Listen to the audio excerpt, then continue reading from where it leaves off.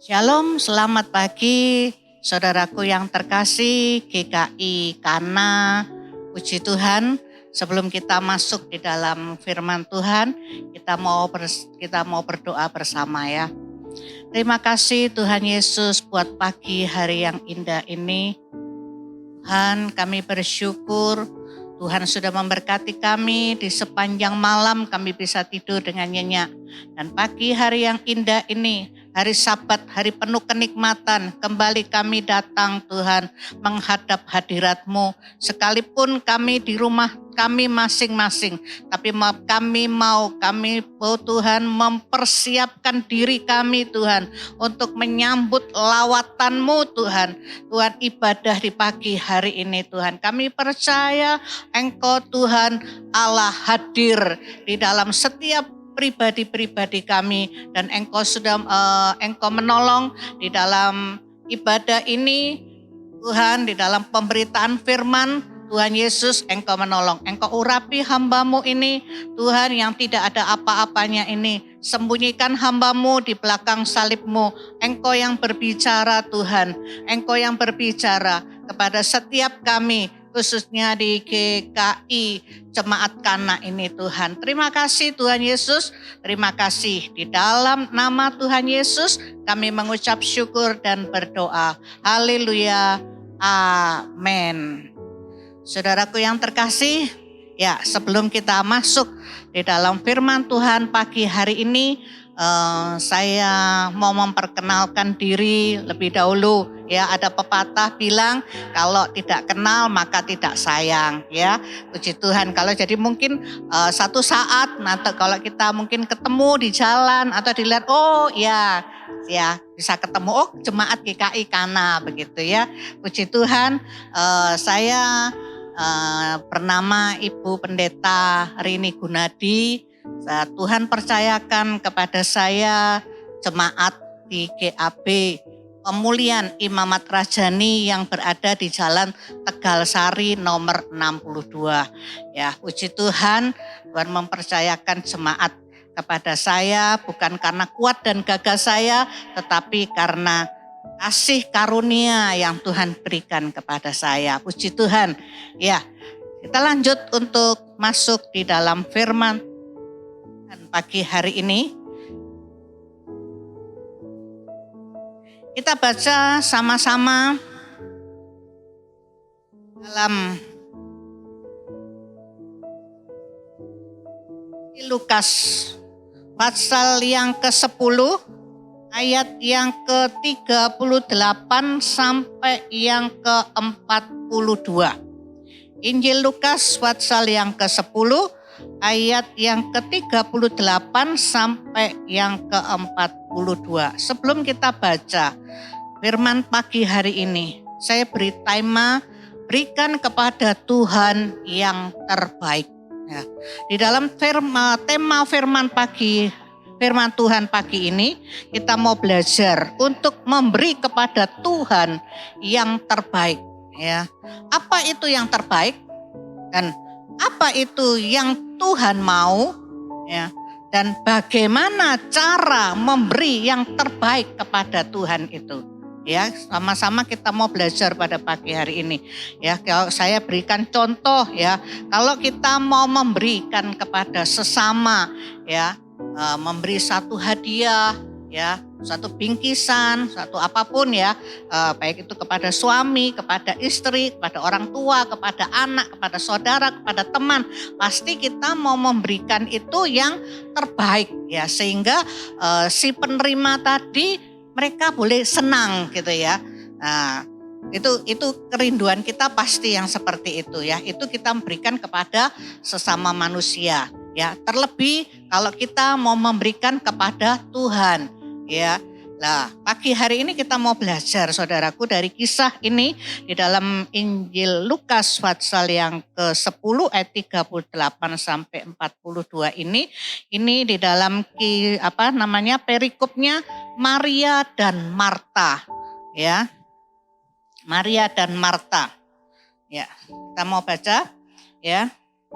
Ketika Yesus dan murid-muridnya dalam perjalanan, tibalah ia di sebuah kampung. Seorang perempuan yang bernama Marta menerima dia di rumahnya. Ayat 39, perempuan itu mempunyai seorang saudara yang bernama Maria. Maria ini duduk dekat kaki Tuhan dan terus mendengarkan perkataan Tuhan. Kataannya. Yang ke-40, sedang Marta sibuk sekali melayani. Ia mendekati Yesus dan berkata, Tuhan, tidakkah engkau peduli bahwa saudaraku membiarkan aku melayani seorang diri? Suruhlah dia membantu aku. Tetapi Tuhan menjawab, Marta, Marta, engkau khawatir dan menyusahkan diri dengan banyak perkara. Ayat yang ke-42, tetapi hanya satu saja yang perlu. Maria telah memilih bagian yang terbaik yang tidak akan diambil daripadanya. Ya, puji Tuhan saudaraku, ya. Kita belajar di sini, ini ada dua kisah, ya, Maria dan Marta, ya. Nah, di sini dikatakan ayat yang ketiga, saya mau bahas tentang Maria dulu ya. Ini ada perbedaan saudaraku ya antara Maria dan Marta. Ya, saya mau bahas tentang Maria dulu ya. Maria ini ya mempunyai ada 4 hal yang baik yang dia lakukan atau yang dia berikan kepada Tuhan. Dari perikop ini aja dari 38 sampai 42 ini ada 4 hal yang Maria lakukan, yang Maria berikan kepada Tuhan itu yang terbaik ya. Nah, kita mau lebih dalam lagi di ayat yang ke-38 bagian B saudaraku. Ya, 38 bagian yang ke B. Maria ini duduk dekat kaki Tuhan dan terus mendengarkan perkataannya. Nah, Maria ini duduk ya. Maria ini duduk di kakinya Tuhan. Ya. Nah, kalau saya mundur sebentar saudaraku, ya, Tuhan Yesus ini diundang atau Marta mempersilahkan Tuhan Yesus masuk ya, singgah di rumahnya ya. Kalau kita masuk di dalam logika kita, kalau ada seorang tamu ya, atau mungkin saudara punya teman atau siapapun ya, kalau tamu itu datang terus nggak ditemoni, nggak diajak ngomong, ditinggal masuk ke dapur masak, nah bagaimana perasaan si tamu tadi ya. Nah, ini kisah yang dilakukan oleh Marta. Tapi saya bahas dulu tentang Maria, ya. Tapi Maria ini beda, saudaraku, ya. Waktu Tuhan Yesus masuk di dalam rumahnya, Tuhan Yesus duduk dan Maria itu duduk di kaki Tuhan Yesus. Duduk itu arti kata tenang, ya. Di sini saya artikan duduk itu tenang dan fokus, ya. Di kaki, katakan di kaki Yesus, ya. Dekat kaki Yesus. Kaki, berbicara kaki itu di bawah, ya, di bawah. Jadi dia duduk di bawah. Tuhan Yesus duduk di kursi, mungkin seperti itu ya. Dia tidak duduk di sejajar sama kursinya gitu, enggak ya. Tapi dia di kakinya Tuhan Yesus. Dia merendahkan hati, merendahkan diri, ya, di hadapan Tuhan Yesus, ya. Lah, dikatakan di bawah, kaki itu posisi di bawah. Dia duduk di bawah, ya. Nah, di sini dikatakan terus mendengarkan perkataannya, perkataan Tuhan. Terus mendengarkan. Arti terus itu adalah tekun, serius di dalam memperhatikan, di dalam mendengarkan perkataan Tuhan. Jadi Tuhan ngomong itu dia fokus, dia duduk dengan diam, dia dengarkan ya dengan serius ya, dengan fokus, didengarkan baik-baik, diperhatikan ya. Dan yang keempat dari hal semua ini tadi yang 1, 2, 3, dia menghargai kehadiran Tuhan, saudaraku ya. Puji Tuhan Ya, ini ada 4 hal yang baik yang dilakukan oleh Maria, saudaraku.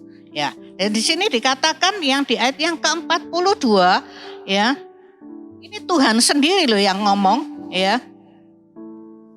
Tapi hanya satu saja yang perlu. Maria telah memilih bagian yang terbaik. Nah, ini Tuhan sendiri yang mengomong ya.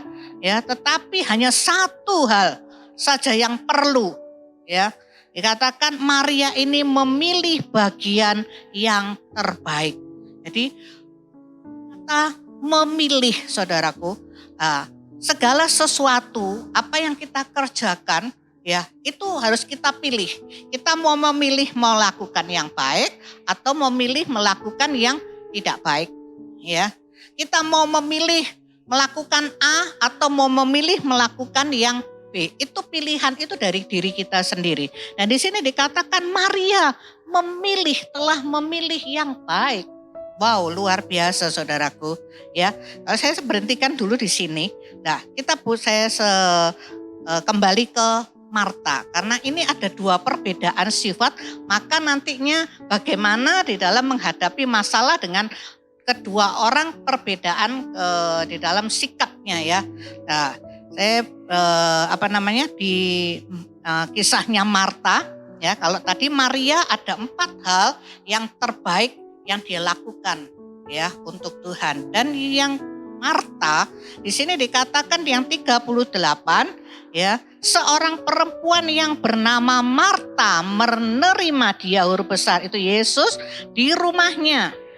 Ya, perempuan ini mempunyai seorang saudara yang bernama Maria.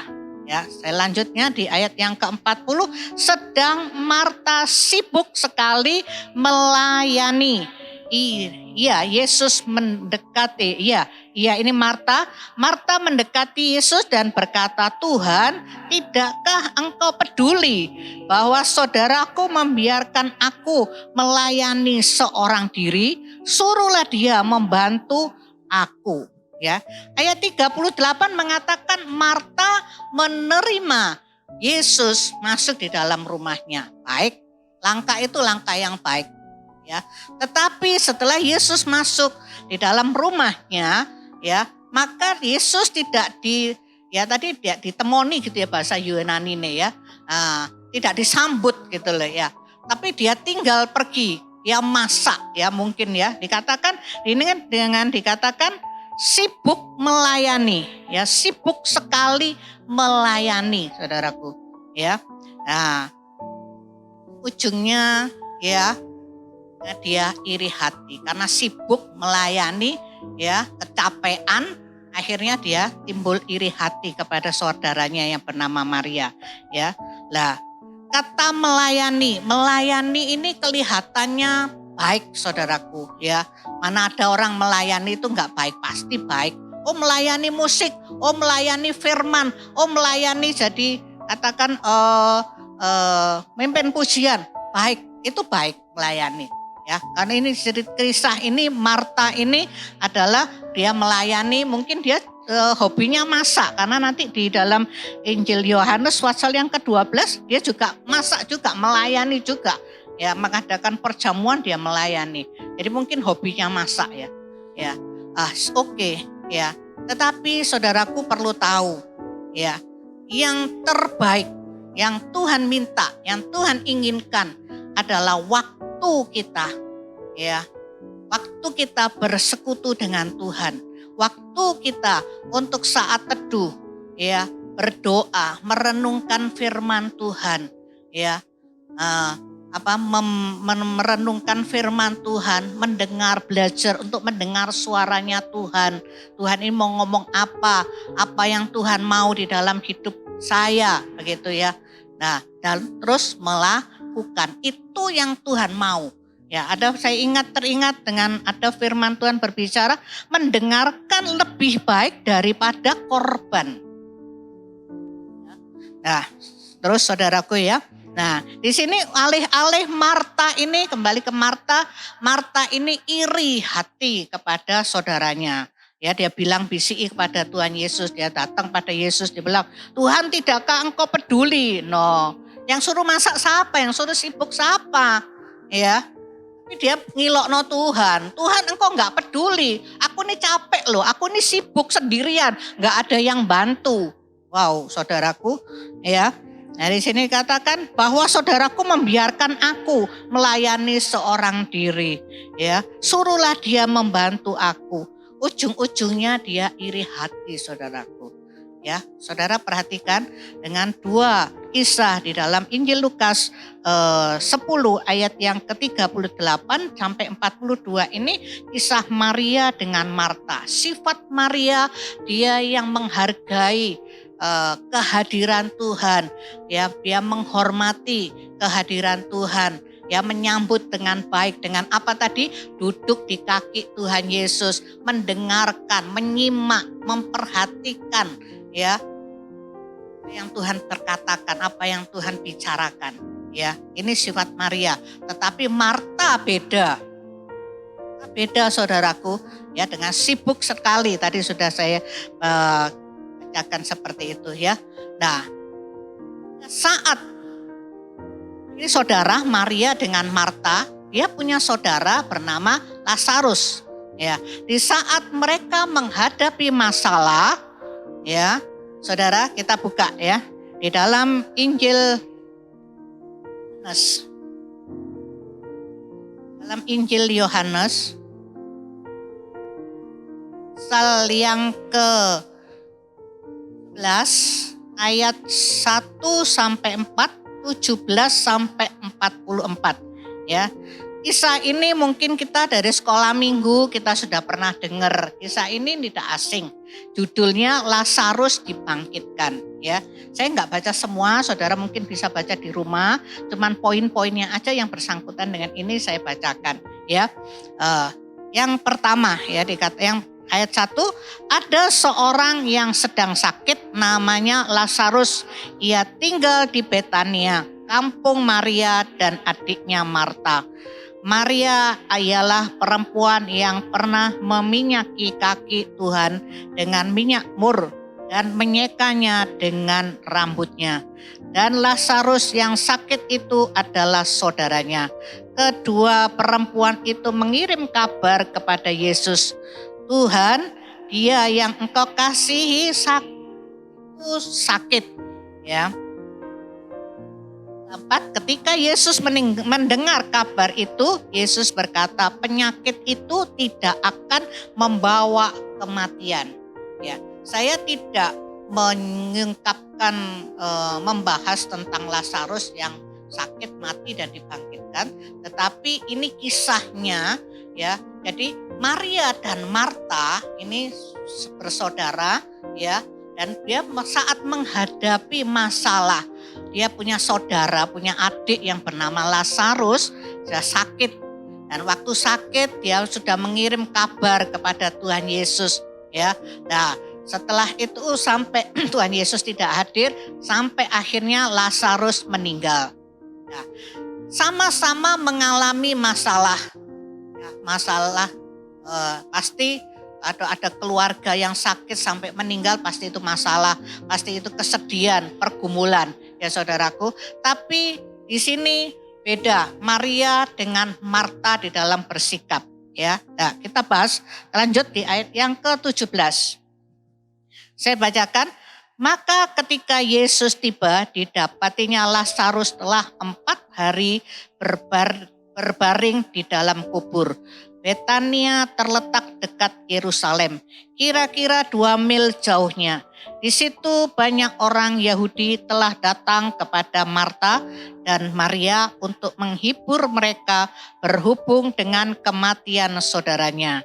Ya, ayat 20, ketika Marta mendengar bahwa Yesus datang, ia pergi mendapatkannya, tetapi Maria tinggal di rumahnya. 21, maka kata Marta kepada Yesus, Tuhan, sekiranya engkau ada di sini, saudaraku pasti tidak mati. Ini perkataan yang dilontarkan Marta. Ya, waktu dia dengar, oh Tuhan Yesus datang. Ya, padahal adiknya sudah meninggal. ya. Nah, dia dengan kesel, mungkin dengan kecewa, dengan marah, ya. Dia melontarkan perkataan ini, ya. Dia datang kepada Tuhan Yesus, ya. Dia bilang, ya. Dia katakan seperti ini. Dia katakan ayat berapa 20 ya.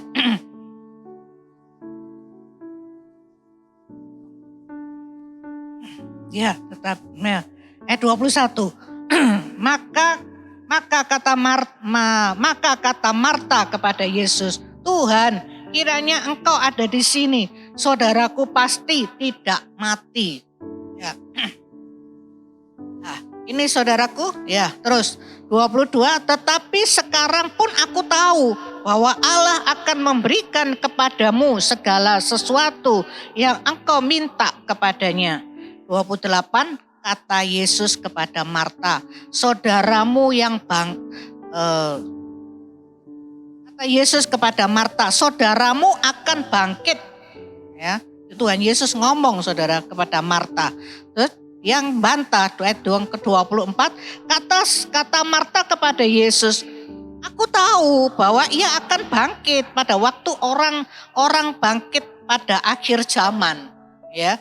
Nah, Tuhan Yesus jawab lagi, ayat yang ke-25, akulah kebangkitan dan hidup. Barang siapa percaya kepadaku, ia akan hidup walaupun ia sudah mati. Dan setiap orang yang hidup dan yang percaya kepadaku tidak akan mati selama-lamanya. Percayakah engkau akan hal ini? Ya, ini Tuhan Yesus ngomong sama Marta.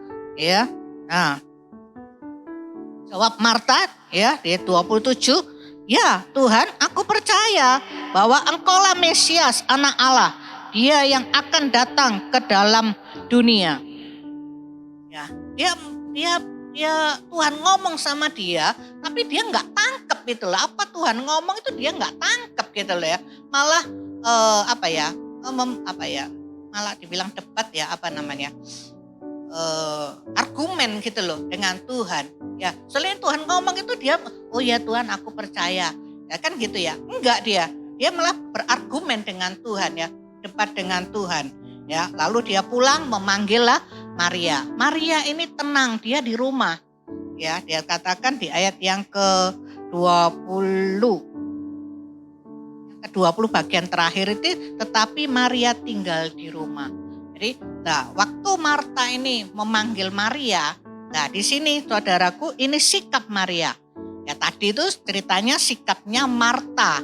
Ya waktu Tuhan Yesus datang, ya langsung dia temuin Tuhan Yesus yang ngomong, Tuhan kalau engkau ada di sini, ya pasti adikku tuh enggak akan mati. Nah seperti itu, mungkin dengan rasa, dengan dicampur dengan perasaan jengkel, perasaan kesal, kok kapan hari waktu sakit tak omongi kok enggak langsung datang, ya sampai sudah mati, ya baru datang, baru muncul, ya mungkin bahasa manusia seperti itu, ya. Nah, dengan jengkel, mungkin dengan kesal, mungkin kecewa, mungkin marah, ya. Nah, atau Tuhan Yesus ngomong sama dia enggak menerima perkataan Tuhan Yesus itu, ya, tetapi dia berargumen, ya, dia membantah, ya. Nah, di sini kita berhenti tentang Marta. Sekarang kita bahas tentang Maria. Di sini beda saudara dengan Maria. Nah, Maria waktu diberitahu dengan adiknya Marta, itu ada Tuhan Yesus. Ya, contohnya seperti itu. Nah, di ayat yang ke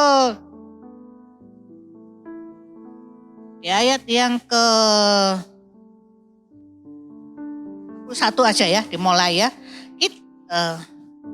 Ketika orang-orang Yahudi yang bersama-sama dengan Maria di rumah itu untuk menghiburnya, melihat bahwa Maria segera bangkit dan pergi keluar, mereka mengikutinya karena mereka menyangka bahwa ia pergi ke kubur untuk meratap di situ.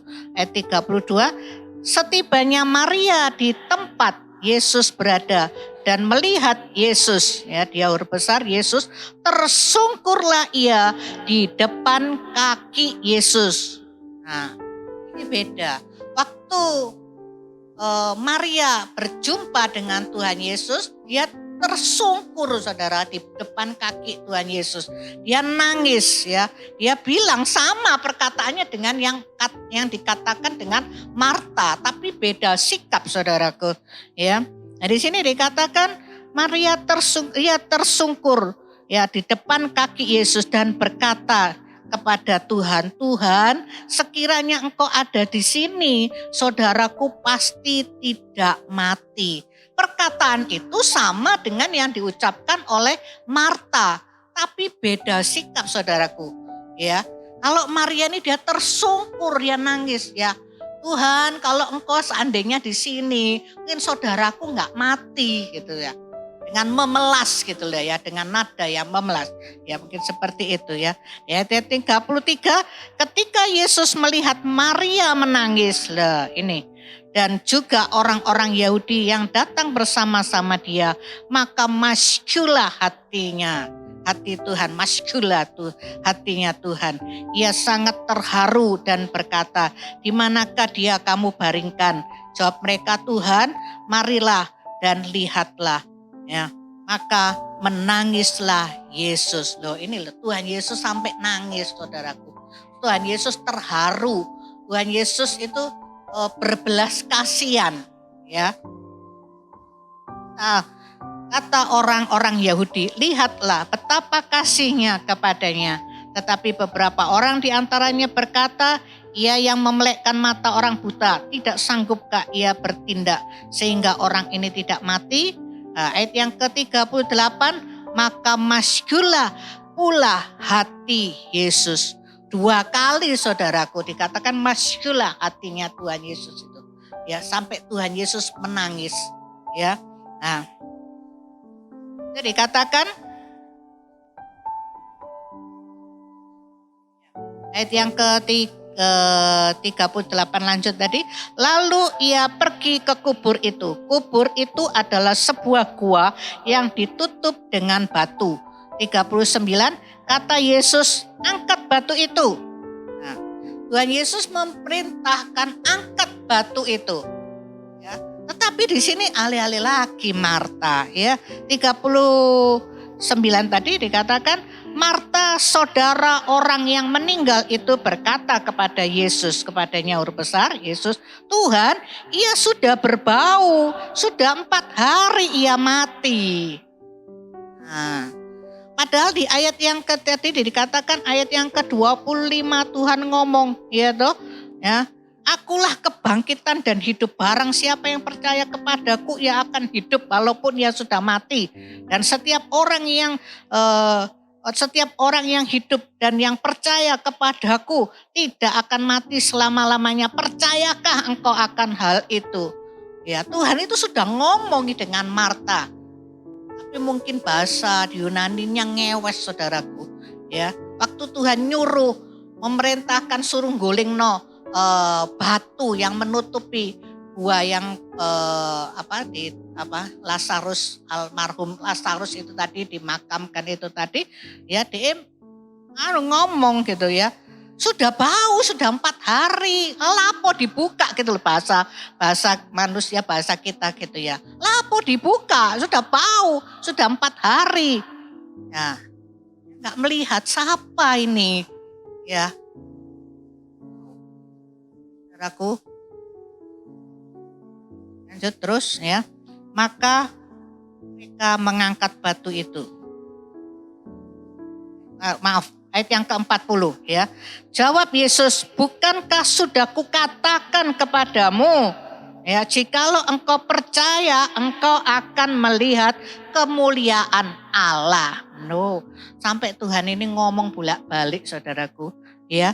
Dikatakan, jawab Yesus, bukankah sudah tak omongi gitu loh, ya. Kalau bahasa manusia, sudah tak omongi, ya. Kalau kamu percaya, kamu akan melihat kemuliaan Allah. Saudaraku terkasih, ya. Beda dari Marta dengan Maria dengan Marta.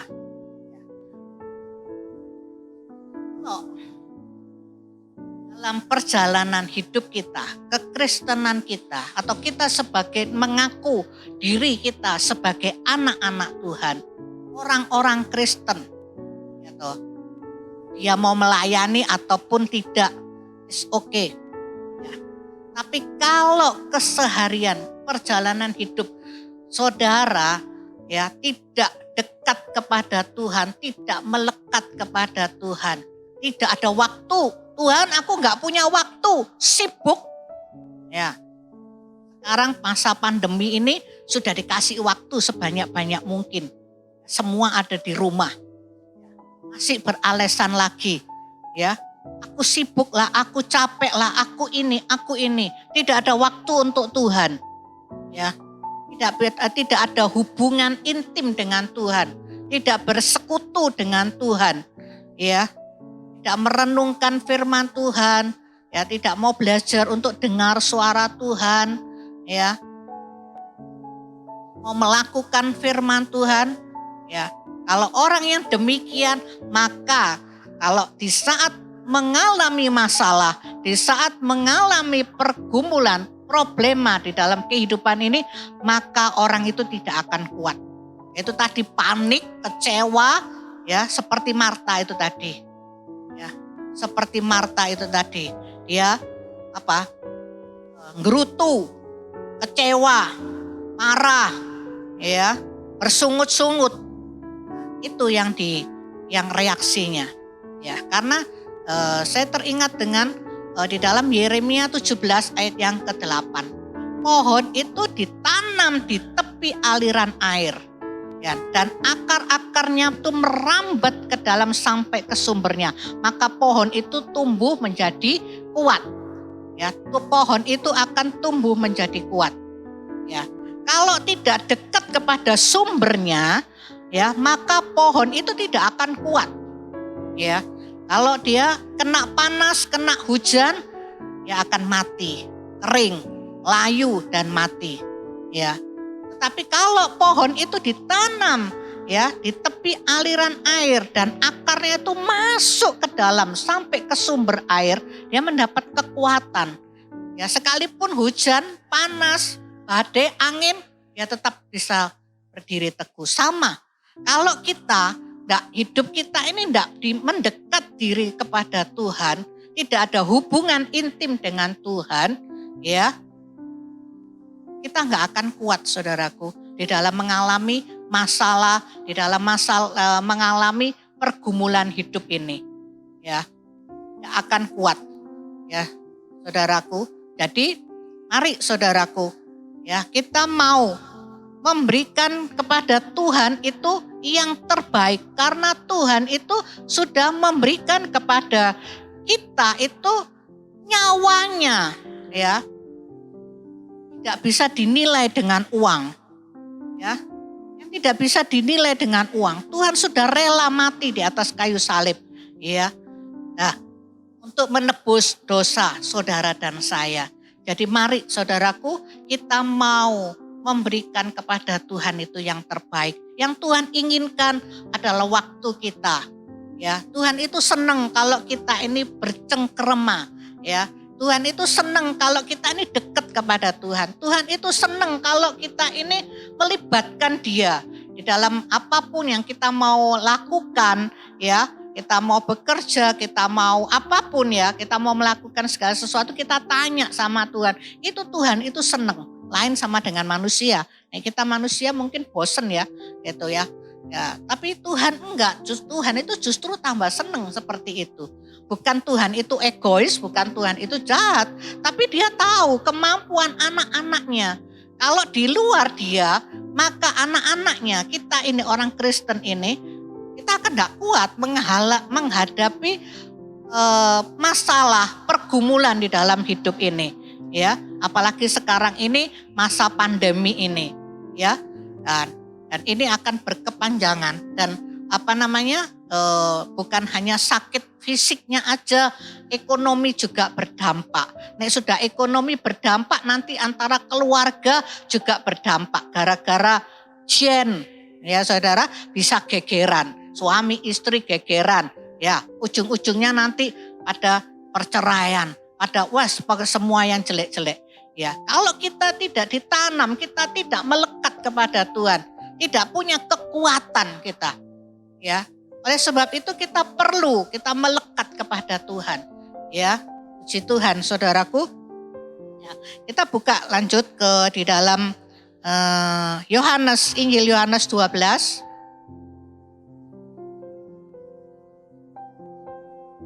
Yohanes 12 ayat yang ke-1 dan 3. Ya. 1 dan 3 dan yang ke-7. Ini judulnya di sini, Yesus diurapi di Betania.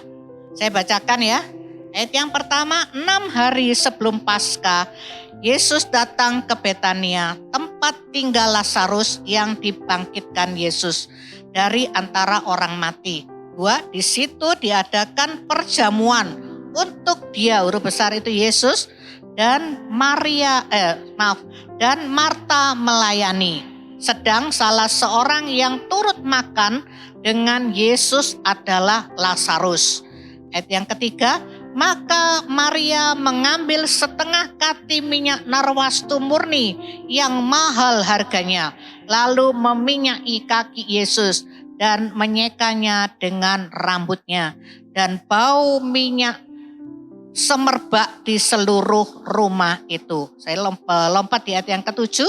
Maka kata Yesus, biarkanlah dia, Maria itu, melakukan hal ini, mengingat hari penguburanku. Saudaraku, kalau orang itu yaitu cinta kepada Tuhan, ada melekat kepada Tuhan, maka dia tahu memberikan yang terbaik selanjutnya.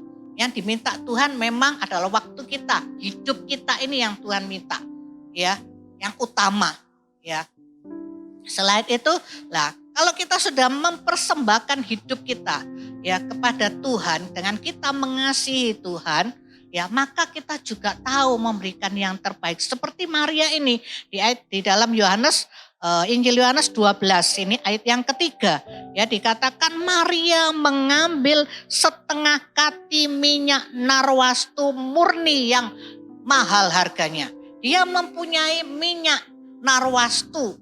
Saudaraku, minyak narwastu zaman dahulu itu sangat mungkin kalau saya bilang berkelas lah ya. Harganya itu mahal katakan ya. Mehong gitu saudaraku ya, mahal harganya ya. Harga minyak itu kalau nggak salah saya pernah dengar 1 tahun orang bekerja saudaraku. Wow, dia kumpulin 1 tahun bekerja dibuat beli minyak saudaraku. Wow, minyak ini satu kebanggaan. Minyak ini kalau kita sekarang kalau kita mau ke pesta, wow pakai minyak supaya harum kan begitu dipakai seperti itu. Tapi di sini dikatakan itu mungkin di eman-eman lah kalau kita sekarang di eman-eman, apalagi kalau harganya mahal pasti di eman-eman gitu loh. Ndak maksudnya buat dipakai sehari-hari ndak mungkin. Jadi pada event-event aja gitu loh. Karena harganya mahal Nah, begitu juga Maria. Tetapi di sini dikatakan di sini dia memberikan kepada Tuhan Yesus dengan apa saudara? Minyak tadi itu dituang untuk mengurapi, dikatakan untuk meminyaki kakinya Yesus saudaraku. Itu sangat luar biasa. Kakinya Yesus diminyaki dengan minyak yang harga yang mahal itu tadi. Itu satu pengorbanan, satu ungkapan Satu ungkapan yang Maria dia tidak bisa berkata-kata, tapi dengan ungkapannya itu, dengan sikap yang dia lakukan, dia mengasihi Tuhan dan ada hitung-hitungan oh ini harganya mahal, malah mungkin murid-murid Yesus yang lain ngomong itu harganya mahal, apa nggak dijual dikasih orang miskin Maria enggak saudaraku, tapi dia enggak hitung-hitungan, dia memberikan yang terbaik kepada Tuhan, dituang di kakinya Yesus, dia enggak nuang di kepalanya, dia menghormati Yesus, dituang di kaki, bahkan bukan hanya dituang dibiarno gitu, diseka dengan rambutnya sendiri saudaraku. Mana ada sekarang Orang nyeka ya pakai lap. Ngelap pakai dilap dengan pakai lap ya. Pakai anduk pun itu mungkin anduk yang bekas, yang sudah nggak dipakai. Mungkin seperti itu kalau kita sekarang. Tapi Maria nggak pakai rambutnya sendiri. Wow, sungguh luar biasa. Satu ungkapan hatinya dia berterima kasih kepada Tuhan. Tuhan sudah menolong saudaranya ya, yang sakit mati ya, meninggal lalu dibangkitkan. Dia bersyukur kepada Tuhan. Dia tahu memberikan yang terbaik. Dia tidak hitung-hitungan, saudaraku. Ya, ini yang keluar dari hati yang terdalam, yang murni, yang tulus, ya, kepada Tuhan, saudaraku. Ya, di sini dikatakan, mari saudaraku, kita mau seperti kisah tentang Maria ini. Akan tadi menempel, melekat kepada Tuhan, bukan seperti benalu. Saudara tahu ya pohon benalu itu menempel, melekat dia kepada pohon yang lain ya, pada pohon. Tetapi motivasinya, ya, kalau benalu itu dia cuma maunya nyerep tok ya, tapi dia tidak mau memberikan yang terbaik ya. Tidak ada imbal balik gitu ya. Tetapi kalau kita sama Tuhan, karena Tuhan itu sudah cinta kepada kita, Tuhan sudah mengorbankan nyawanya ya, untuk menebus, untuk menyelamatkan saudara dan saya. Dan mari kita mau memberikan sebagai ungkapan cinta kita kepada Tuhan. Ya, kita ini mengasihi Tuhan. Jangan bilang saudara, aku mengasihi Engkau Yesus, dengan nangis air mata bercucuran. Tapi sikapnya ya, sikap hidupnya menunjukkan apa itu cinta. Ya, tak tahu doa, ya sibuk, ya. Kalau pergi ke gereja ibadah ya atau ke persekutuan ya enggak sungguh-sungguh, asal-asalan, apakah itu yang dinamakan cinta? Aku mencintai Yesus, apakah itu? Ya, saudaraku. Jadi kalau kita ngomong kita mengasihi Tuhan Yesus, kita mencintai Tuhan Yesus, ada ekspresinya. Ekspresinya itu apa? Kita sungguh-sungguh kepada Tuhan. Ya, kalau kita berdoa sungguh-sungguh. Ya, kalau kita ibadah sungguh-sungguh. Ya, saudaraku, mari, saudaraku, ya, selama Tuhan masih memberi kita kesempatan, saudara, mari kita mau melakukan yang baik. Karena kesempatan itu tidak datang 2 kali, saudaraku. Ya, apalagi saat-saat ini, ya, waktu ini dipercepat. Ya, kita enggak pilih. Kalau Tuhan beri kesempatan saat ini, kita enggak ambil, kita enggak raih, kita enggak pergunakan yang baik, maka kesempatan itu akan berlalu dan kita nantinya akan menyesal, saudaraku. Jadi ayo saudaraku, selama Tuhan memberi kita kesempatan ya untuk hidup ini, kita mau melakukan yang baik, kita mau memberikan kepada Tuhan itu yang baik ya, supaya menyenangkan hati Tuhan ya. Di nama Tuhan, saya tidak perpanjangkan firman Tuhan pagi hari ini ya, kiranya boleh menjadi berkat buat saudara semuanya. Tuhan Yesus memberkati. Puji Tuhan, Bapak Ibu yang dikasihi Tuhan, saya percaya Bapak Ibu diberkati oleh Tuhan. Firman Tuhan telah disampaikan dengan begitu indah, dengan jelas, dengan tegas. Saya berdoa hambanya diberkati oleh Tuhan. Setiap kita diberkati oleh Tuhan. Saya pribadi sungguh diberkati. Karena itu mari saya mengajak Bapak Ibu, saya mengajak sidang jemaat, kita mau tundukkan kepala, kita mau satukan hati, kita akan bersama-sama datang kepada Tuhan di dalam doa dengan penuh kesungguhan. Bapa di dalam sorga, Allah yang hidup, Allah yang mengasihi kami, sungguh kami mengucap syukur. Pakai akan hamba-Mu, urapi akan hamba-Mu, berkati pelayanan hamba-Mu, berkati keluarganya, berkati pergumulannya, berkati pengharapannya. Kami semua sudah diberkati lewat firman Tuhan, firman yang hidup, firman yang akan bertumbuh, dan firman yang membawa kami untuk selalu didapati berkenan di hadapan Tuhan, menyenangkan hati Tuhan, dan hidup seperti yang Tuhan mau dalam hidup kami. Terpujilah Tuhan yang menolong dan memberkati umat-Nya.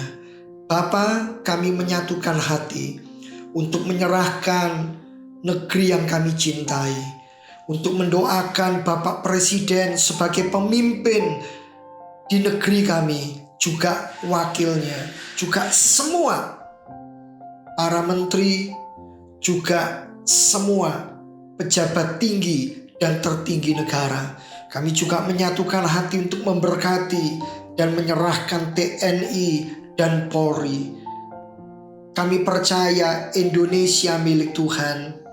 Biarlah semua yang terjadi di negeri kami, Tuhan memberkati, Tuhan menolong, dan Tuhan menopang. Mohon belas kasihan, mohon kemurahan, mohon pengampunan Tuhan. Terima kasih Bapa di sorga.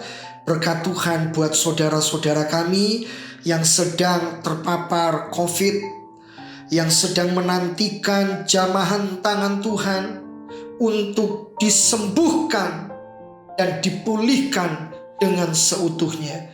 Kami percaya tangan Tuhan menjamah mereka, memberkati dan menyembuhkan dengan sempurna.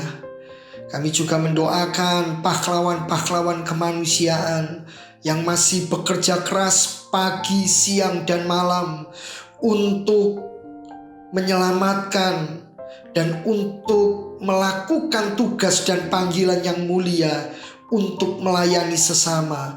Tuhan, berikan kepada mereka penghiburan, berikan kekuatan kepada kami semua. Tuhan, kami mohon imunitas ilahi, kesehatan ilahi diberikan bagi kami, bagi keluarga, bagi orang-orang yang kami kasih dan kami cintai. Jemaat yang dikasihi oleh Tuhan, sekarang terimalah berkat dari Allah Bapa, cinta kasih kemurahan Tuhan Yesus Kristus di dalam persekutuan Allah Roh Kudus akan memimpin dan menyertai hidupmu sekarang bahkan sampai selama-lamanya. Jadilah engkau kuat, jadilah engkau perkasa di dalam Tuhan Yesus Kristus. Puji Tuhan. Amin. Tuhan Yesus memberkati kita semuanya.